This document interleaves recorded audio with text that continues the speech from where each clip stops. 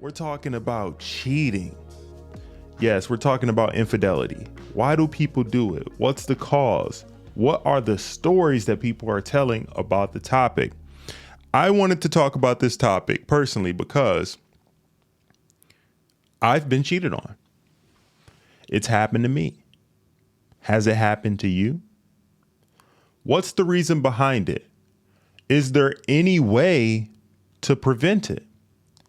Will it happen inevitably? Are people just selfish? Well, we'll dive deeper into it with this conversation. So if this is your first time listening, buckle up. And if you're getting value out of this, do me a favor and like the video. So my story, back when I was in high school, 17. Yeah, I was about 17. I had a girlfriend and it was my first real relationship, really. I personally have never cheated on somebody, still to this day. And I really liked her. It was, I thought the relationship was going well. We was together for about maybe close to a year. And I knew around that time in my life, I really didn't have that much going on. Okay. I was maybe 175, 180 pounds soaking wet. Was working some job that was minimum wage. I was in high school. Had a busted vehicle. You know what I mean? I wasn't doing much. Okay. But one day when I was just sitting at home talking to my girlfriend on the phone, she told me, sobbing and all that she cheated on me. And at that moment, I was hurt. I was hurt by it because I hadn't been awoken yet to life, to reality, to things that happen in relationships. And I tried to make it work, the whole thing. What's going on? What's wrong? What's happening? And is there anything that I did? All of that type of stuff when you don't have any awareness. And long story short, we didn't get back together. We went our separate ways. I don't have anything ill to say to that person, but I thank that person because it actually helped me. It helped me to come to the realization that it's just something that's going to happen in life, and you can never invest too much into a relationship with a woman as a guy. You can't be fully invested, especially not as a young man, because I've said this before and I'll say it again. I don't think love is real. Yep. Let me say that again. Rewind it back. I don't think love is real. I think you choose who you invest in and who you quote unquote love. But I don't think it's something that I don't think a lot of people who say they are in love or whatever actually love that person. It's a choice. It's not something that you can just cut off and on. You have to choose who you invest in, who you put your resources into, who you put your time in, and who you commit to. And I think that gets kind of strewn about not nonchalantly in these relationships that people are having. And that's why so many people, getting back to the topic, I think that's why so many people get cheated on, are depressed, are sad, don't understand it. And at the end of the day, it's about people choosing to commit to who they want to commit to, people choosing if they want to be in a relationship with you or not. And a lot of the times people, they're out for their best interests. I'm not saying people are evil or anything, but people are just out for their best interests. And if people can just kind of get this fairy tale idea of love out of their system, I think they will have way better relationships because they'll realize that investing and committing to somebody is a choice. So without further delay, that's just the setup. We're going to actually get into some of these stories here around infidelity. And I wanted to bring up this story in particular, because I think it was interesting. Now, this is a long story. Okay. We'll get into it. I'll give my commentary on it and we'll go from there. So I was browsing on Reddit and I found this story. I haven't read all of it, so we're going to get through it. And then I kind of want to get some of your perspective in the comments about this. All right. I'm interested in knowing what you guys think about this. So here we go. Courtesy of Reddit, posted by Andre. What is it? Andrasti? Sorry, 1989. I'm all off. So here we go. We're going to show the screen and I'll read along for my audio listeners. So it's indicating here. Title is, I am a 33-year-old man and attempting to recover from a failed open marriage with my wife. That's already a open marriage. Yikes. What are you're already asking for something there. Just saying, just being honest. So it says here, I am truly at a loss as to what to do with my marriage currently, and am not only venting here, but seeking genuine advice from experience if possible. My wife and I got married 4 years ago, and we now have a 2-year-old daughter. That's 2-year-old is in the mix of this. Bruh. Here we go. I work 50 to 60 hours a week, so she is able to stay at home and be a full-time mom. That's a good thing. Things between us started off extremely passionate and slowed down to a nice place where there was still passion, but more balance with everyday life and having a family. That's a good thing. Here it goes. Let's see. Here it goes. It says, about 6 months ago, I had an accident resulting in a spinal cord injury and was on disability for 4 months while I recovered. That's sad, man. It says here, during this time, my wife began to become distant. Whew. She began wanting to go out to the bars with her girlfriends more often and even expressed that she wanted more from me emotionally and physically, even though I was going through a very rough time mentally, being forced to stay at home instead of work to support my family and being unable to have sex in a traditional way due to my back injury, which is understandable. He says, after a few months into my disability, she began showing signs of serious depression and was more distant than ever. So I decided we needed to sit down and have a talk about everything. So that's why I think context is important. I wouldn't do it, but I'm understanding now why he was feeling a little bit more open about an open marriage. Well, yeah. If he doesn't have the ability to, I wouldn't do it, but I have some empathy for that. So let's continue. Says, sorry, tracking back. He says, after a few months into my disability, I already said that, pardon. Says, during our talk, it turned out that she wanted to try to have an open marriage. She said she was miserable, that she felt disconnected from me, and that she wanted to explore the polyamorous side of her.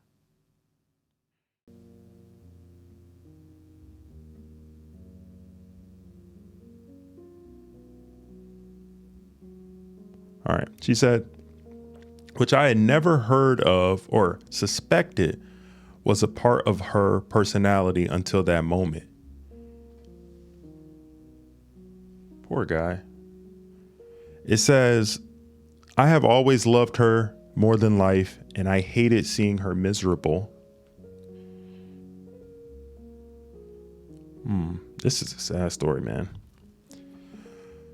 Oh, I wasn't expecting this story. Let me get my, here we go. That's better. I'm kind of losing my track here. Here we go.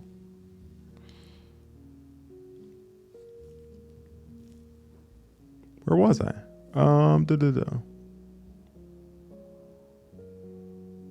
All right, here we go. It's indicating. He says, I've always loved her more than life, and I hated seeing her miserable, and I was currently under a medical impression of multiple sclerosis. So in the state of mind, I agreed to let her see other people, but with very specific rules in place. Okay, so what were these rules? Don't catch feelings. If feelings are suspected and ended immediately, no extra partners are allowed near our daughter. Don't stay the night from each other. We have been inseparable up until this point. Use our house as a last resort to meet people. No sex in the house, and no one comes near our bed. If one of us is unhappy with the situation, it ends. No questions. He says, our family always comes first no matter what. If it seems like our marriage is at risk of our daughter or our daughter is being affected negatively, then we'll call it off. Use protection always during any sexual intercourse. So that was his rules. Ooh, this is getting heavy, guys. So it also indicates over a 3-month period, every single rule was broken on her end. Not 2 weeks into the trial run. 2 weeks? Only 2 weeks? After 2 weeks into the trial run, what happened? Let's see here. So after 2 weeks into the trial run,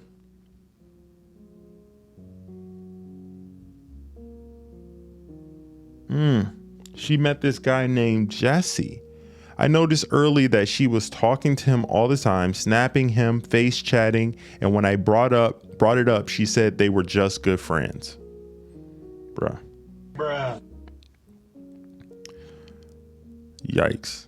Says by this point, I was already miserable and had already been expressing almost daily that I wanted the open marriage to end. So he wanted it to stop.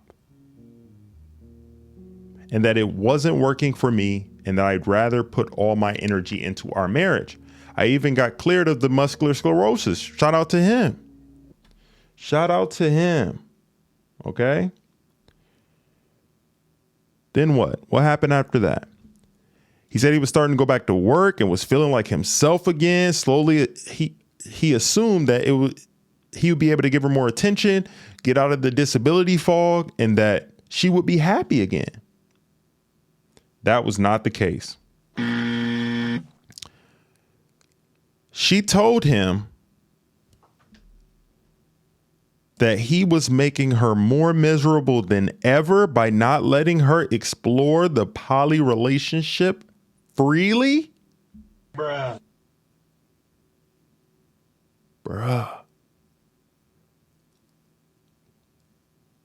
He says, I soon became a bummer to her new lifestyle, and she completely threw everything we worked for years in our marriage out the window over the next few months, all over this complete loser who had no job, no car,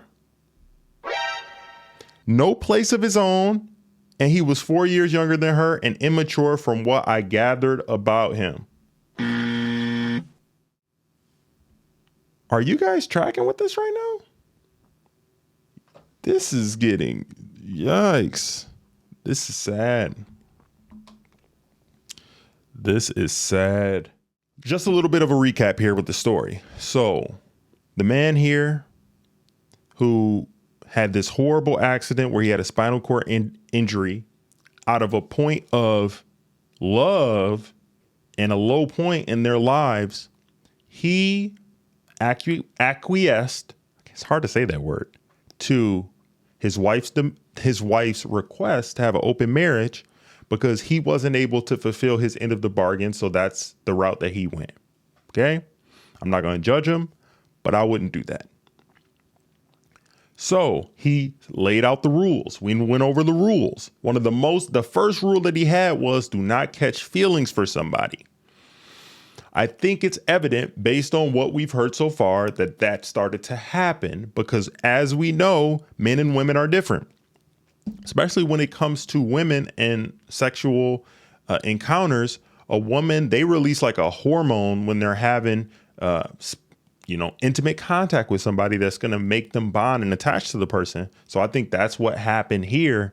And once that starts happening, the guy could be broke, no job, all that type of stuff like you were saying, and she's starting to get attached to him. Red flag. That's why you don't want to do this if you can help it. But maybe we can learn from this. Hopefully we can learn from this situation. So let's continue on with the story. It's getting good. If you're watching on the replay, listening to the audio version of the podcast, I appreciate you. YouTube people, like the video, subscribe to the channel. Let's continue. So it indicates here.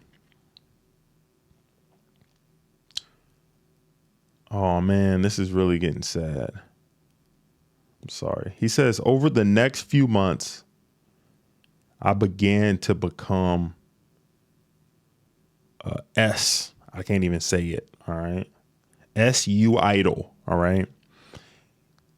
He said, I hated the idea of other men effing my wife, and even worse, her having emotional feelings for them in the process.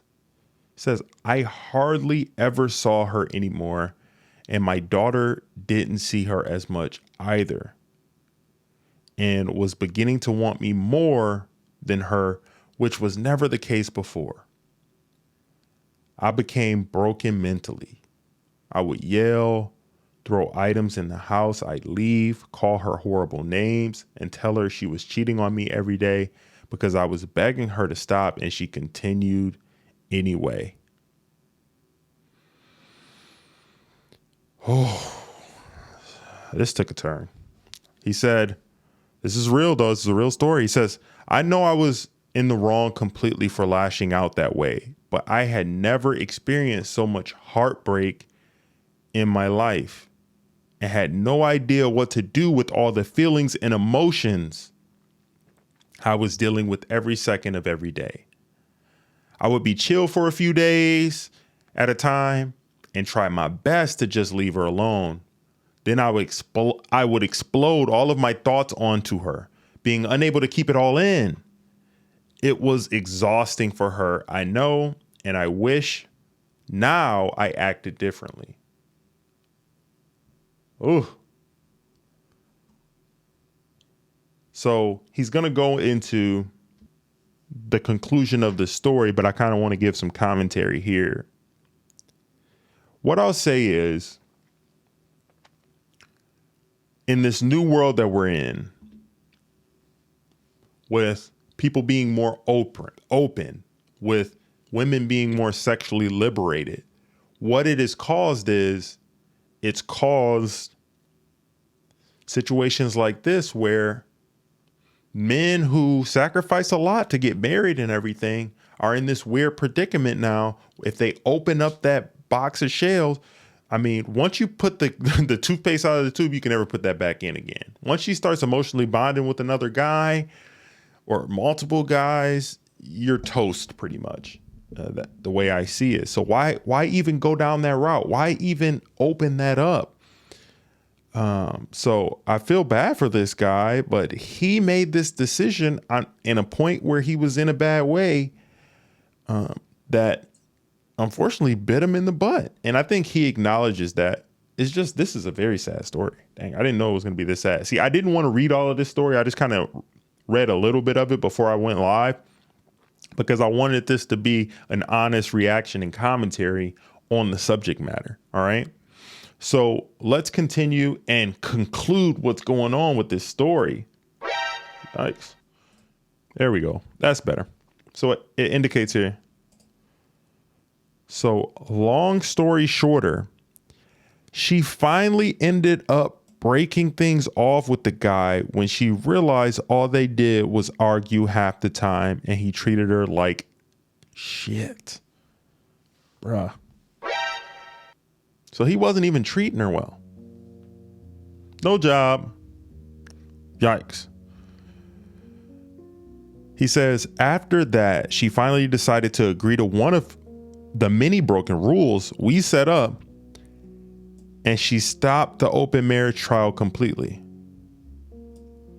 He says, it's been about a month now, and things are at a strange place with us, I feel. She says she's not in love with me anymore, but still loves me and thinks she could fall in love with me again over time. ? And that she wants to stay with me and even have more kids in the future. Bruh. No. Stop that. That's not a good idea. Not a good idea. Don't subject the kids to that. All right, let's continue. So it also indicates, during the last month, I had 2 procedures and my back is nearly fully recovered. That's awesome. Shout out to him. Shout out to him for that. That could not be easy.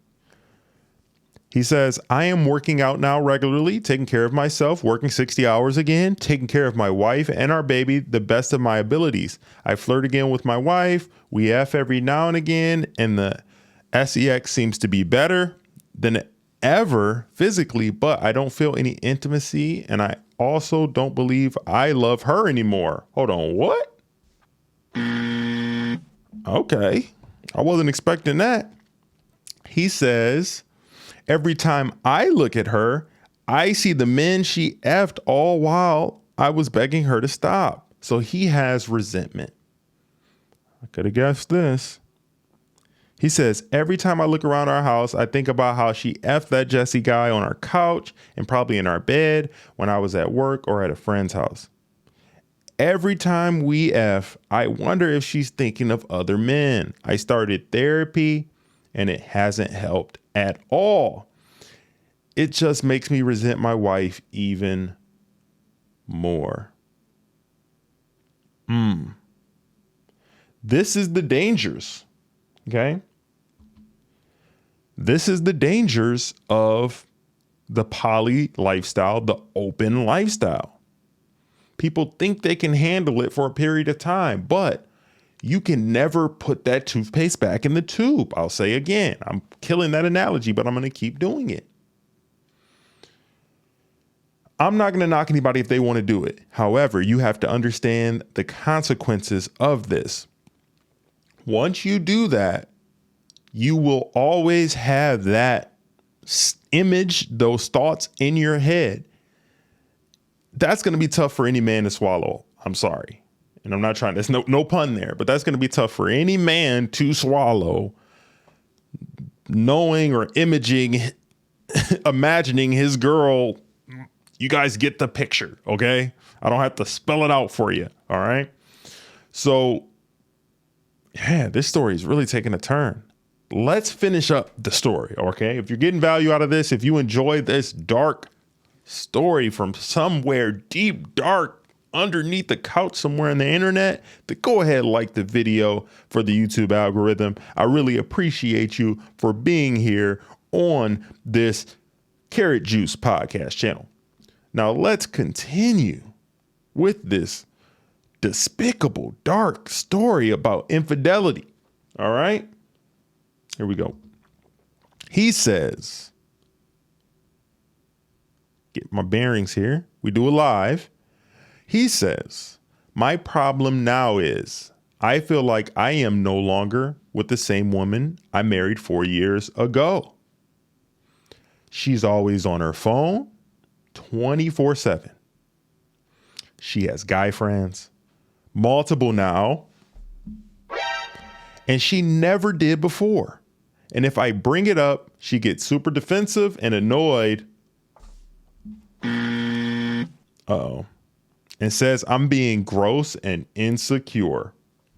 Do we think that's actually the case? Nope. You got boundaries. A man has a right to have some boundaries. Adele or Adele Bewley. A man has a right to have some boundaries. Get a call, they're on the screen. And that's what he had when they were initially doing all of this. And unfortunately, she didn't respect those boundaries, which is a red flag. And now he's in a situation like this where he resents his wife. Let's continue. He says here, if I bring it up, she gets super defensive and annoyed, says he's being gross and insecure.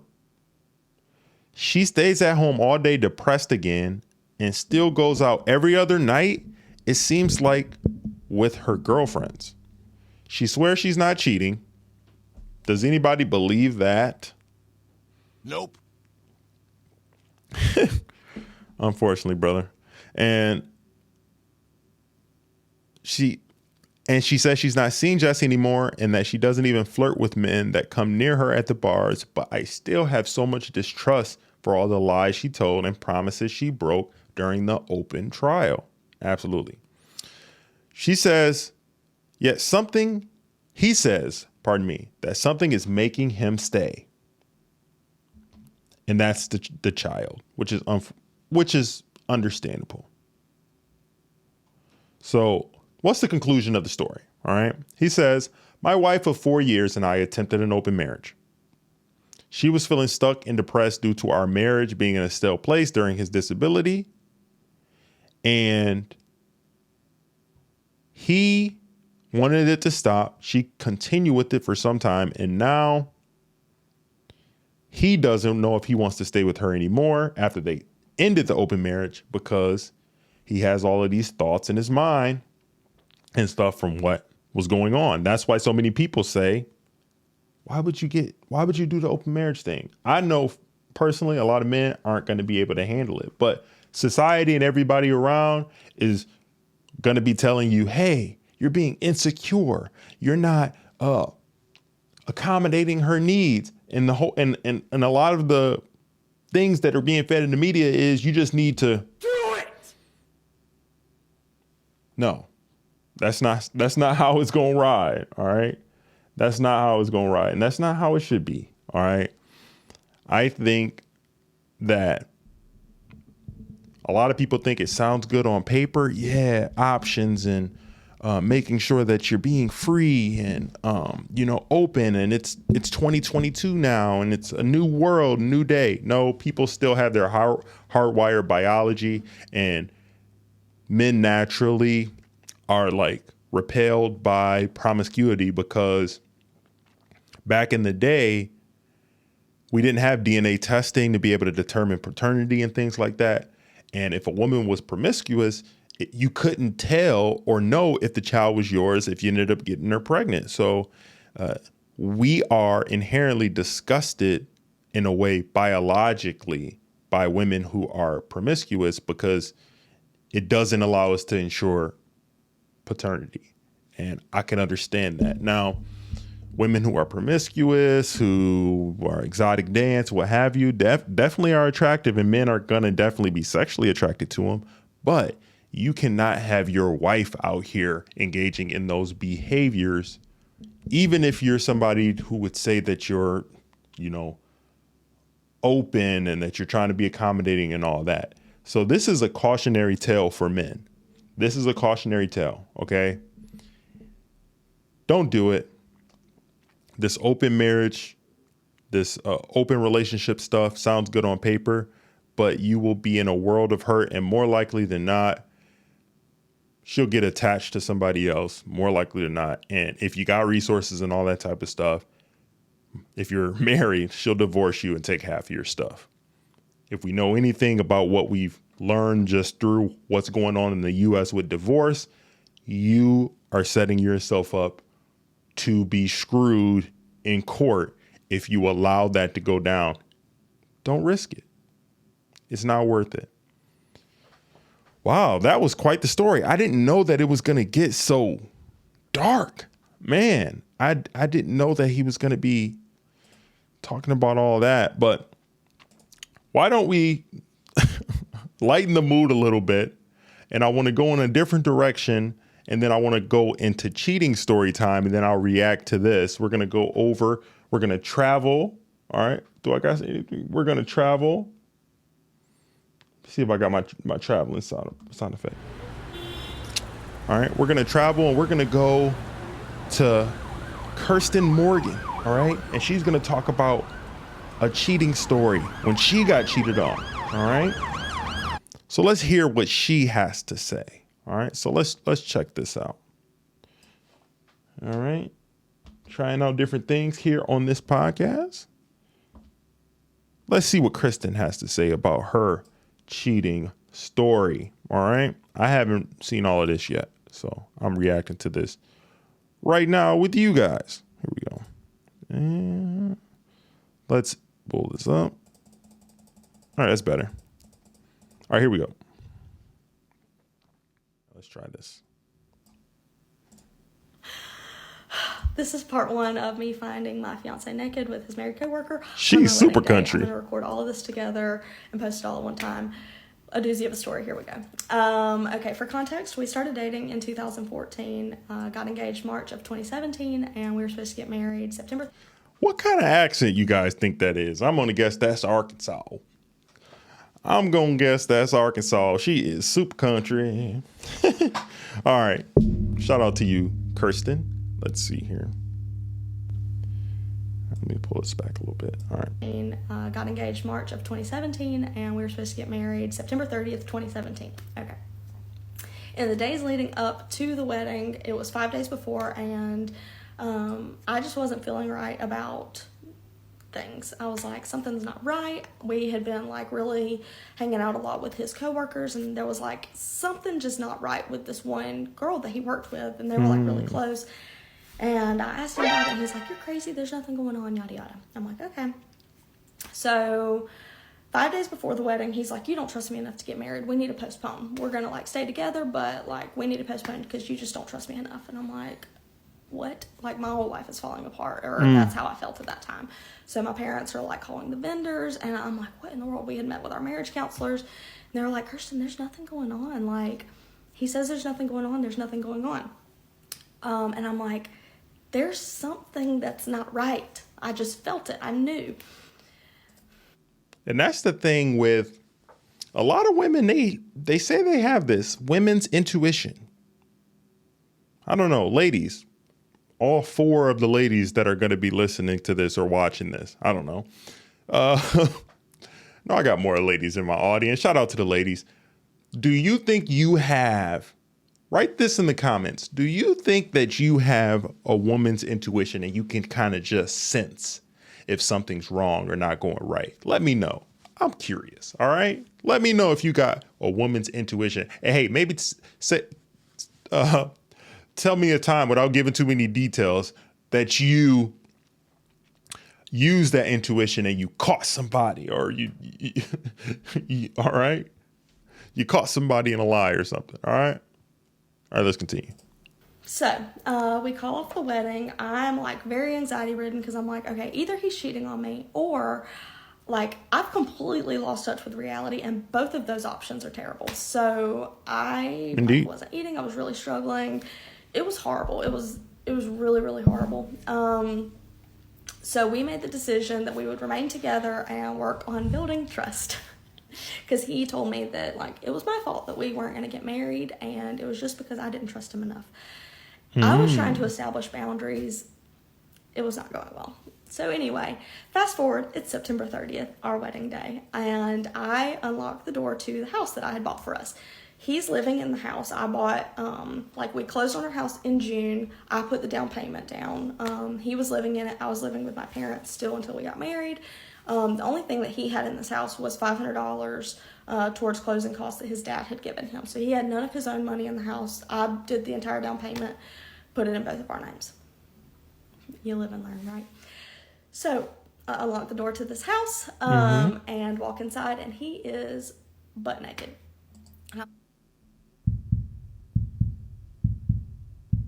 And he was trying to blame her. What happens that?